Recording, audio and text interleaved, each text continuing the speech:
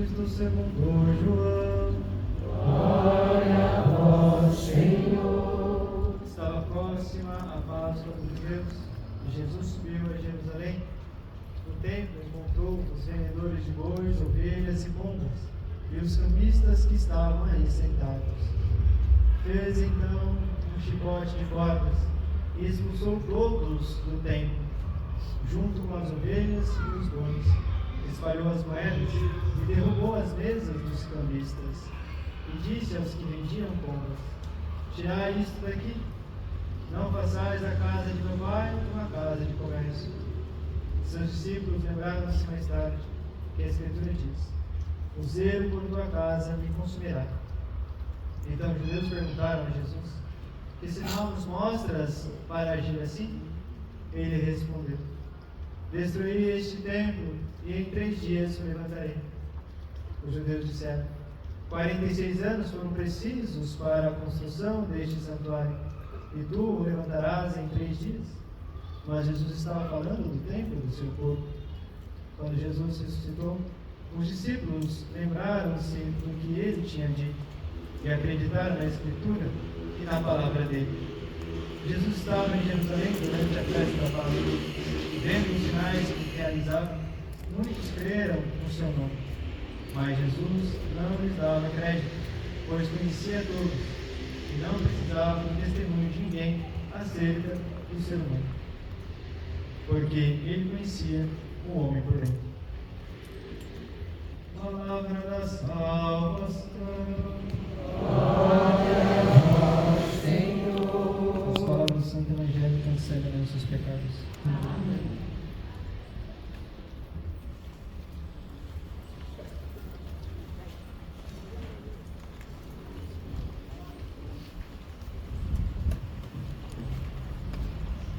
Nesse terceiro domingo da Quaresma, a liturgia que em si está seguindo o Evangelho de Marcos nos apresenta essa leitura do Evangelho de João, onde Jesus foi no templo e expulsou os vendedores. Esta passagem também se encontra no Evangelho de Marcos, no Evangelho de Lucas, no Evangelho de Mateus. E por que será que estamos lendo o Evangelho de João, sendo que em Marcos, que é o ano que esse ano se lê o Evangelho de Marcos, né? Então por que será que lemos próprio o de João? Porque João traz umas particularidades. Primeiro porque os outros evangelistas, eles colocam que Jesus foi para Jerusalém uma vez por ano, uma vez só na sua vida. Quer dizer, Lucas coloca que ele foi também quando criança, mas quando ele iniciou sua missão, eles colocam que ele foi uma vez só na sua vida. Quer dizer, lá para o final do Evangelho, quando o Evangelho já está bem avançado. Nós estamos no 2º capítulo do Evangelho de João. Quer dizer, João está iniciando o seu Evangelho e fala que Jesus foi para Jerusalém na festa da Páscoa. É preciso entender que para os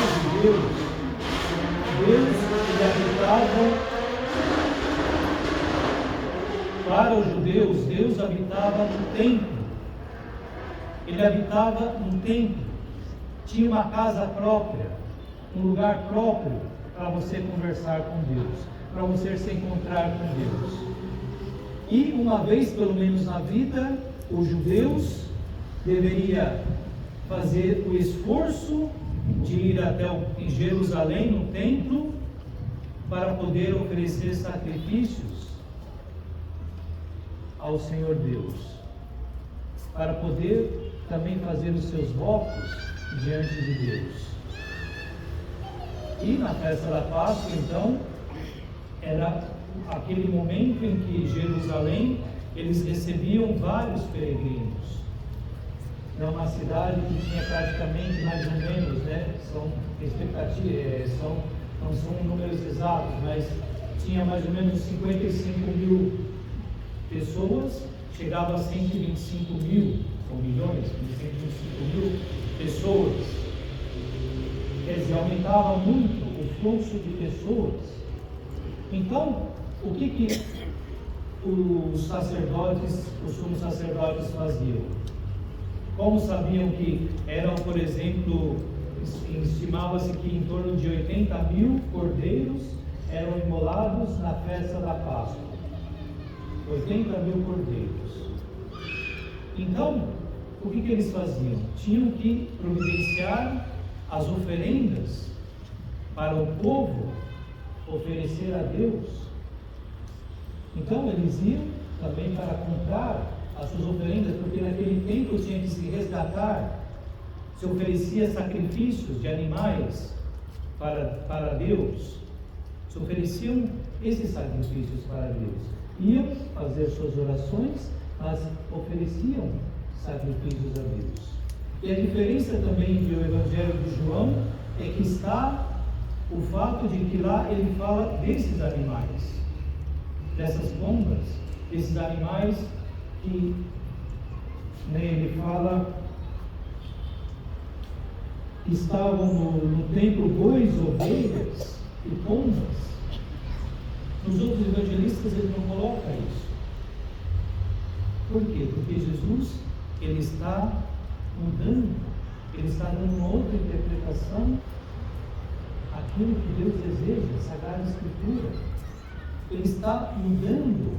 Ele falou: chega, basta de animais sendo sacrificados, basta, não quero mais animais sacrificados, oferendas vazias, cultos vazios, porque Deus não está se satisfazendo com isso, não está contente com isso.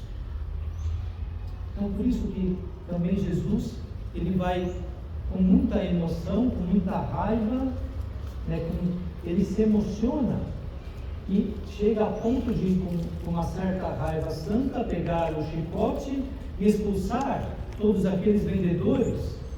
Por quê? Porque se tornou a religião judaica, se tornou uma religião de comércio. Isto é, eu vou lá, ofereço o meu sacrifício, para os pobres ofereciam as pombinhas, aqueles que tinham mais poder ofereciam cordeiro, bois, cevados, e queria em troca o quê? Queria em troca os benefícios de Deus, a proteção de Deus, queriam em troca as graças de Deus. É isso que Jesus está condenando. Não é o fato próprio moral de vender uma coisa dentro do templo de Deus. É o fato de fazer da religião um comércio. Hoje poderíamos dizer: eu faço uma novena e Deus me dá isto, me dá esta graça. Isso é um comércio. Não que vocês não devam fazer novenas ou devam pedir a Deus a graça. Vocês podem fazer, devem fazer. Mas o que pega é o que está por trás disso. Se Deus depois não me der a graça, o que acontece? Eu me revolto com Deus? Se eu me revolto com Deus, eu estou fazendo que Deus seja um comércio. Eu estou comercializando com Deus. O ideal é fazermos as orações, fazermos as novenas por amor a Deus. Por amor a Deus. Entregando a eles como uma resposta do amor que Ele tem para conosco. O ideal é isso. De vez em quando podemos pedir, mas é como aquele doente que eu me recordo agora bem, qual que é que ele diz: se tu queres, tu podes me curar. Se tu queres, tu podes me curar. Eu faço essa novena, eu faço essa oração, eu faço esse jejum, e se tu queres, tu podes me curar. Por quê? Porque a minha fé não deve depender daquilo que Deus me dá, porque Ele já me deu tudo. ele já viveu muita coisa. E a fé não é um comércio. Nós não podemos vender o amor. Você não pode vender, comercializar com o amor. Se você faz isso, você está prostituindo o amor. E Deus é amor. Ele faz tudo por nós por amor. E se você começa a querer coisas em troca, faço isso, Deus, mas você me dá aquilo. Faço aquilo, mas você me dá aquilo. Você está prostituindo Deus. Você está querendo que Deus se prostitua, querendo comprar as graças de Deus. Deus, ele não precisa de nada para te dar as graças. Não precisa. Ele te dá de graça. Ele te dá de graça. Basta você querer, aliás, basta você pedir e basta você procurar caminhar bem na sua vida. Mas Ele é capaz de dar de graça até ao maior pecador do mundo. Ele concede o seu perdão, se Ele quer, mas de graça, sem fazer tantas coisas. Aquele ladrão que estava crucificado demonstrou um pouquinho de fé e Jesus falou: hoje mesmo estará comigo no paraíso. Não fez nada de tão espetacular, só pediu para lembrar, para recordar dele. E Jesus disse: estará comigo no paraíso. Eis que é isso que o Senhor Jesus está abominando quando chega no templo. É isso que revoltou de uma certa forma, que deixou Jesus tão emocionado a ponto emocionado no sentido de ter uma certa raiva santa, um certo zelo por amor a Deus, que fez expulsar os vendedores do templo. Foi isso que fez Jesus se alterar. Ele, que é manso e humilde de coração, se alterou ao ponto de pegar um chicote e expulsar as pessoas do templo. Não se imaginava que Jesus faria isso. Não se imaginava, mas fez. Tanto é o seu zelo e o seu amor para com Deus. Tanto é o seu zelo e o seu amor para com Deus. E aí vão perguntar: mas e o que você... vão perguntar para Jesus: com que autoridade você faz isso? E Jesus vai responder: destruir esse templo e em 3 dias eu reedificarei. Aí existe uma incompreensão, porque Jesus, diz o evangelista, está falando do seu templo, do seu corpo. E os judeus entenderam que era o templo, a parede, o prédio, que tinha sido construído em 46 anos, demoraram para se construir o templo de Deus, aquele templo em que eles estavam fazendo os cultos naquele dia, naquela época. Mas Jesus, ele vai dizer o quê? Que aquele templo não é mais templo. O único templo de Deus é o seu corpo. É o seu corpo que pode dar, que está habitando a Deus. Que se nós podemos encontrar a Deus em Jesus Cristo. Jesus Cristo é o templo de Deus. E com a sua ressurreição, acabou aquele templo em que Deus estava, que tinha que ir em Jerusalém para adorar a Deus.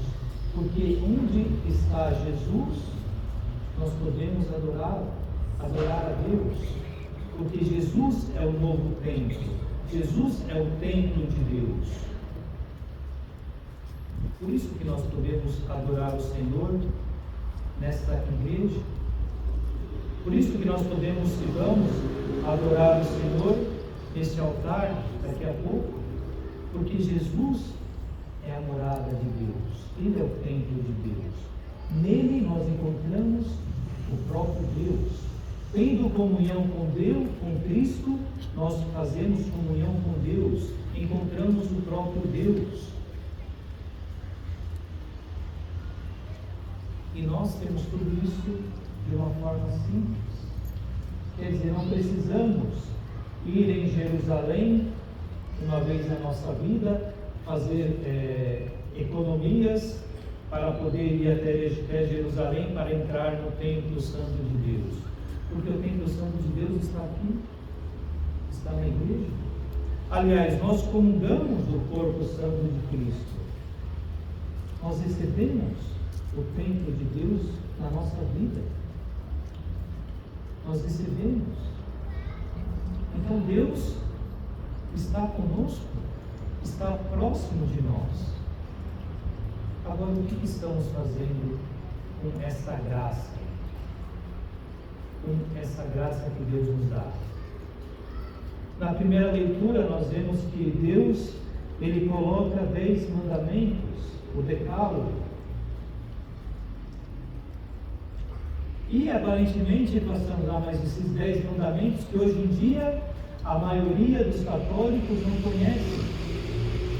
A maioria dos católicos não lembra. Se eu perguntar para você quais são os 10 mandamentos, talvez você nem saiba. Um ou outro talvez saiba. Mas até padres, até religiosos não sabem. Uma vez foi feito uma televisão, um jornalista parou pessoas em Roma, no Vaticano, e perguntou para padres, para leigos, para religiosos, quais são os 10 mandamentos da lei de Deus, e não sabiam, nem os padres sabiam, nem os padres. Por quê? Porque não levamos a sério os mandamentos do Senhor Deus. Deus faz uma aliança conosco, nos coloca os mandamentos e nós esquecemos os mandamentos. Aliás, nem prestamos atenção.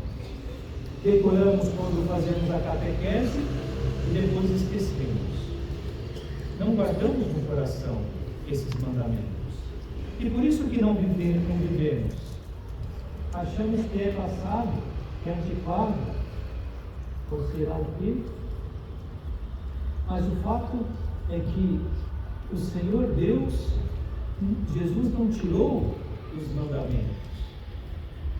Ele não retirou os mandamentos. E outra, nós podemos pensar que esses mandamentos são tudo uma coisa negativa, sabe? Falam que Deus é aquele Deus que te proíbe, é aquele Deus que sempre te coloca restrições na sua vida, coloca tantas restrições na sua vida, né? Adão e Eva próprio caíram nessa emboscada, porque o inimigo, Deus falou, olha, não coma da árvore do bem e do mal, não coma daquela árvore. Quer dizer, ele tinha todas as outras árvores, só aquela árvore não podia comer, mas o inimigo falou, Deus te proibiu de comer aquela árvore, Deus está te proibindo, Deus está te restringindo. E na realidade Deus não está nos restringindo, porque uma coisa negativa não é assim tão restritiva. Quer dizer, se Deus fala, não faça isso, você tem outras possibilidades de fazer. Você tem outras escolhas para fazer. Mas se Ele te fala, faça isso, aí você não tem escolha, você tem que fazer aquilo. Se Ele fala, você tem que fazer esse caminho e basta, você não pode olhar para os lados. Isso é mais restringido, é mais restrito do que essas leis de Deus. Porque Ele fala, não faça esses 10 mandamentos. Outras coisas você pode fazer, mas essas coisas aqui são a base para você viver aquilo que eu quero, aquilo que eu desejo de vocês. E muitas vezes o inimigo fala, são mandamentos que te proíbem, te restringem, mas não te restringe, porque você tem outras opções que podem agradar a Deus, que agradam a Deus e que podem também te agradar. É só procurar ver os mandamentos. O fato é que nós, hoje em dia, não vivemos esses mandamentos. Achamos pesado, achamos negativo. Agora, é importante lermos aqui o que o Senhor falou quando deu os mandamentos. Ele disse, Eu sou o Senhor teu Deus, que te tirou do Egito, da casa da escravidão. Quer dizer, eu sou o Senhor teu Deus, aquele que te tirou da escravidão do Egito, aquele que te fez sair do pecado, aquele que te deu a possibilidade de viver uma vida livre. Eu sou esse Deus. E a única coisa que eu peço é: não adorarás a outros deuses. Não adorará a outros deuses. Eu sou o único Deus na sua vida. Por quê? Porque eu tirei você do fundo do poço. Porque você estava escravo e eu te tirei. Porque você estava no pecado e eu te perdoei. Porque você estava perdido e eu te resgatei, eu te encontrei. E a única coisa que te peço é que não faça outros deuses. Que você tenha a mim como Deus. Eis que não são coisas tão difíceis. Quer dizer, Deus fez tudo por amor. E nós achamos que Deus é mau. Que Deus é mau. Acontece que, não obedecendo essas leis de Deus, nós esquecemos as outras. Hoje em dia, quem é que obedece a lei de não trabalhar nos domingos? Quem é que guarda os domingos? Aqui se fala do sábado, porque para os judeus é o sábado, para nós é domingo, porque Cristo ressuscitou no domingo, é o primeiro dia da semana. Mas por causa do domingo, porque nós não respeitamos essas leis do domingo, começou-se a destruir a família. Começou-se as mulheres se abrirem para uma vida desregrada, também desregrada na parte sexual, porque não se confiou em Deus, não se respeitou a lei de Deus, se esqueceu de todos os mandamentos de Deus, se esqueceu de todos, e não colocamos Deus em primeiro lugar. Quantas pessoas vêm, que são até boas pessoas, e falam: padre, faltei na missa, fui na praia. E lá, estava na praia. Vou fazer o quê? Não foi procurar uma missa, não foi procurar uma igreja, não colocou Deus em primeiro lugar, não se preparou para isso, porque se preparou para quê? Para aproveitar a sua vida, para aproveitar a sua vida. E Deus que te tirou do fundo do poço, e Deus que te perdoou, o que você está fazendo para Ele? Então nós somos aqueles que, como diz Paulo, tem a sabedoria da cruz. Quer dizer, nós não entendemos essa sabedoria da cruz. Nós ainda estamos muito presos à sabedoria humana, como os gregos que querem que se expliquem a Deus. Se você chegar num grego e você, naquele tempo, explicasse a fé de uma forma racional, ele era capaz de abraçar a fé. Se para os judeus não tivesse milagres, não tivesse prodígios, ele não acreditaria em Deus. Nós acreditamos em Cristo que foi crucificado, em Cristo que aos olhos do mundo é um coitado, é um derrotado, mas Ele, assim que Ele venceu o mundo, não venceu o mundo fazendo as suas vontades, venceu o mundo procurando fazer a vontade de Deus, obedecendo os mandamentos do Senhor Deus, observando os mandamentos do Senhor Deus, não como algo pesado, com alegria, com alegria. Agora, Jesus também no Evangelho disse uma coisa, que ele diz: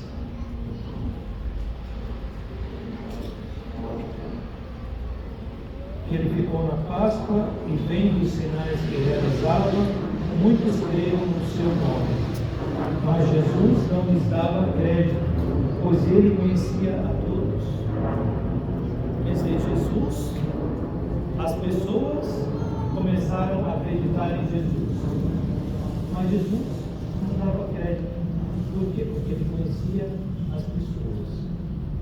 E ele conhecia, diz ainda, que não precisava do testemunho de ninguém acerca de ser humano, porque ele conhecia o homem por dentro. Jesus conhecia o homem por dentro.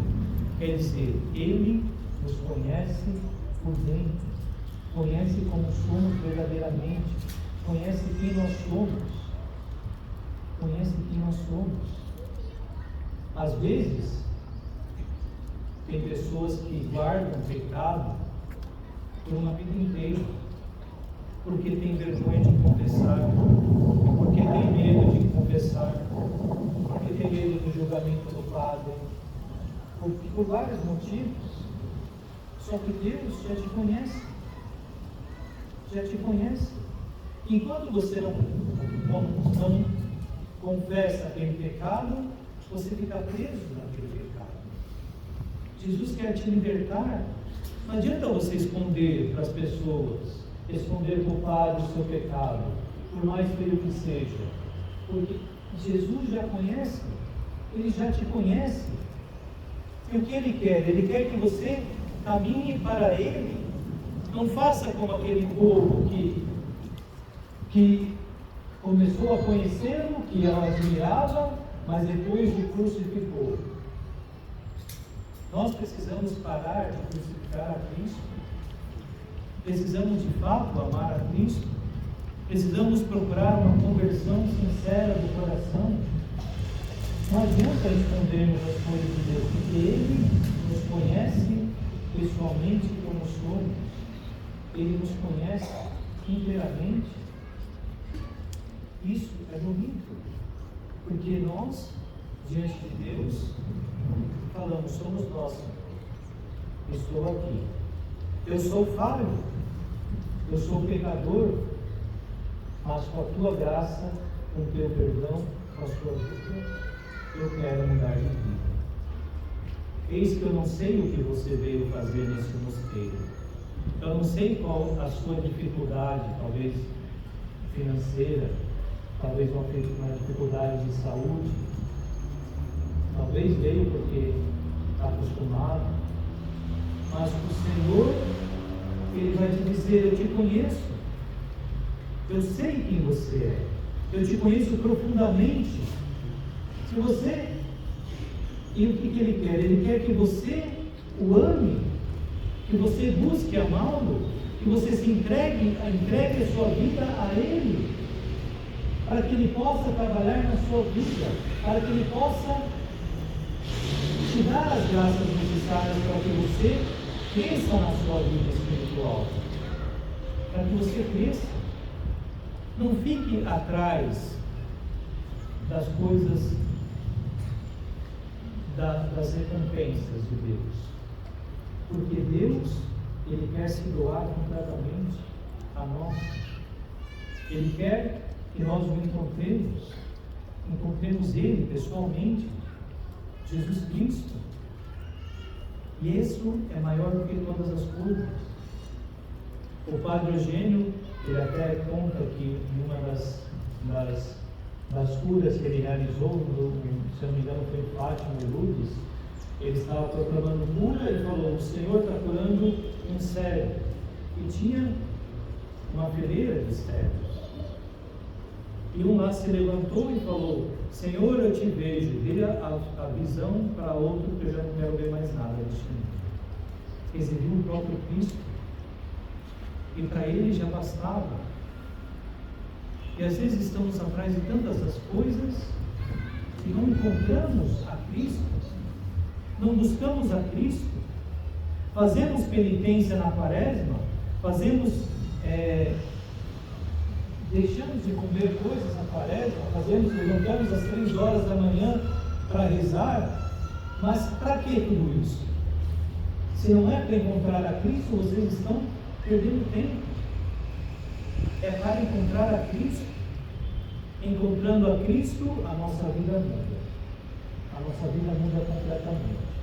Mas somos chamados a encontrar a Cristo. Nesse tempo da Quaresma, somos chamados a se decidir por Cristo. Por Cristo. É Cristo que eu devo encontrar. É Cristo. Que o Senhor nos ajude a encontrar a Ele. E assim, dessa forma, encontrando a Ele, nós encontraremos o resto que precisa.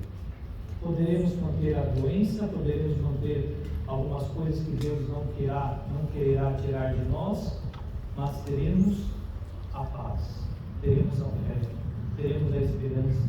Saberemos que no final da nossa vida, todo o sacrifício que passamos terá recompensa, terá vida eterna, porque foi para isso que Ele morreu. Esta é a sabedoria da cruz. Cristo, que esperavam que o Messias fizesse milagres, se levantasse como um forte guerreiro, lutasse contra o Império Romano, Cristo morreu na cruz, se doou completamente para nos dar a vida eterna. Essa vida é passageira, existirá sempre injustiça nessa vida, sempre dores na nossa vida, mas se vivemos com Cristo, nós teremos a força necessária para nos levantarmos e seguir em frente. Que o Senhor nos ajude a escolher a Ele, a encontrar com Ele e de fato queremos essa mudança de vida que Ele quer que nós tenhamos. Que o Senhor nos ajude a vivermos bem essa quaresma que já estamos quase na metade e que de fato possamos renovar a nossa vida. Não seja mais um ano que se passa uma quaresma, se passa uma Páscoa e depois se volta a ser o que era antes. O Senhor quer que nós caminhemos para Ele, confiemos nele, que nós possamos confiar e caminhar para Ele. E dessa forma encontraremos a verdade, a verdadeira paz e o verdadeiro amor.